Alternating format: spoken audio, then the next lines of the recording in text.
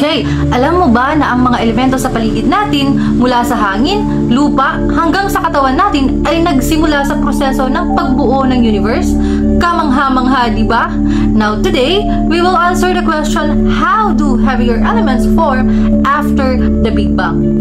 Right after the Big Bang, the universe was extremely hot and dense.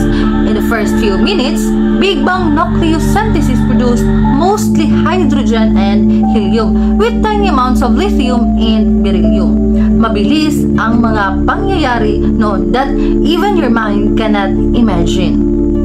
But after those few minutes, the universe cooled too fast. Heavier elements could not form yet because they require very high temperature and pressures, kaya hindi pa sila nabuo agad. Now, when the first stars formed, they became the factories of elements.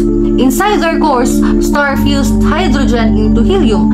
As they get hotter, they fuse helium into carbon and oxygen. Stars, fusion continues to create neon, magnesium, silicon, and sulfur, and eventually, the iron.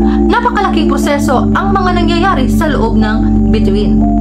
However, fusion can only produce elements up to iron. Now, creating elements heavier than the iron requires a different process because fusion beyond iron is not energy efficient.